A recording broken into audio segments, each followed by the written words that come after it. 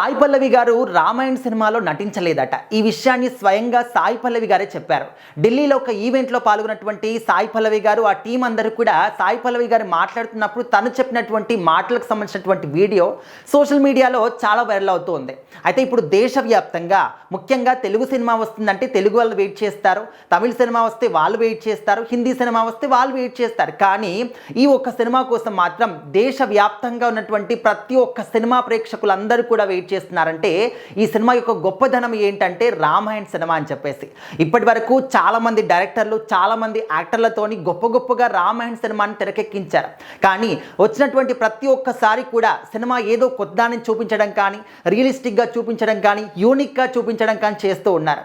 మరి ఇప్పుడు రామాయణ సినిమాలో సాయి పల్లవి గారు సీత క్యారెక్టర్, అందరూ కూడా నిజంగా సీతమ్మ వారి క్యారెక్టర్ని సాయి పల్లవి గారు చేస్తున్నారని తెలిసిన తర్వాత అసలు చాలా గొప్పగా ప్రశంసలు కురిపించారు. ఎందుకంటే ఇలాంటి ఒక న్యాచురల్ స్టార్ని సీతమ్మ వారి పాత్రకి సెలెక్ట్ చేసుకోవడం చాలా గొప్ప విషయం, చాలా అద్భుతంగా నటిస్తుంది, తనకన్నా గొప్పగా ఇంకా సీతమ్మ వారి క్యారెక్టర్ని ఎవరు కూడా చేయలేరన్నంతలో నటిస్తుంది అని చెప్పేసి అందరూ కూడా భావించారు. అండ్ శ్రీరాముడి పాత్రలో రణబీర్ కపూర్ గారు అయితే రీసెంట్గా కొన్ని గ్లిమ్స్ వచ్చాయి. మనం ఆ గ్లిమ్స్లో చూసినప్పుడు అందరూ కూడా ఏమనుకున్నారంటే సీతమ్మ వారి క్యారెక్టర్కి సాయి పల్లవి గారు ఓకే, కానీ రణబీర్ కపూర్ గారికి మాత్రం అంతగా సెట్ అయినట్టు మాకు అనిపించట్లేదు అని చెప్పేసి చాలామంది అనుకున్నారు, కామెంట్లు కూడా చేశారు. కానీ సినిమా కంప్లీట్గా చూసేంత వరకు మనము అభిప్రాయాన్ని వ్యక్తపరచలేం. కాబట్టి సినిమా వచ్చిన తర్వాత మీ యొక్క ఒపీనియన్ అప్పుడు చెప్పండి అని చెప్పేసి ఇంకొంతమంది సినిమాకి సంబంధించిన వాళ్ళు కావచ్చు అందరూ కూడా చెప్పుకొచ్చారు. అయితే ఇప్పుడు సీతమ్మ వారి క్యారెక్టర్ని అసలు సాయి పల్లవి గారి రామాయణ సినిమాలో చేయలేదని ఎందుకు చెప్తున్నారు అనే విషయానికి వస్తే, అసలు ముఖ్యంగా సీతమ్మ వారి క్యారెక్టర్ చేయాలి అంటే వాళ్ళకు నిజంగా పూర్వజన్మ సుకృతం అయి ఉండాలి. ఆ ఒక్క పాత్రని పోషించడం అంటే అది మామూలు విషయం కాదు.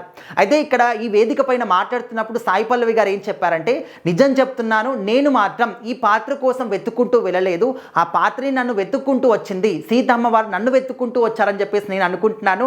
నేను ఈ సినిమాలో నటించలేదు, సీతమ్మ వారు నన్ను నటింపజేశారు అని చెప్పేసి తను చాలా ఎమోషనల్గా కనెక్ట్ అవుతూ ఆ ఒక వేదిక పైన మాట్లాడింది అనమాట. అండ్ ఈ యొక్క క్యారెక్టర్ పోషిస్తున్నంతసేపు కూడా నేను ఒక సాయి పల్లవిని అని చెప్పేసి నేను మర్చిపోయాను కంప్లీట్గా. నేను ఒక సీతమ్మ వారిని, ఈ క్యారెక్టర్ నేను పోషిస్తున్నాను కాకుండా నేను జీవిస్తున్నాను ఈ క్యారెక్టర్ని అని చెప్పేసి నా లోపల సీతమ్మ వారు ఆవహించేసి నా చేత ఈ యొక్క క్యారెక్టర్ని చేయించారు అని చెప్పేసి నేను భావిస్తున్నాను అని చెప్పేసి సాయి పల్లవి గారు చెప్పారనమాట. అండ్ ఒక పాత్ర చేసినంతసేపు కూడా తను చాలా నిష్టగా ఉండడం కానీ, ధ్యానం చేయడం కానీ, కంప్లీట్గా అమ్మవారిని స్మరించుకోవడం కానీ ఇది మాత్రమే చేశారంట.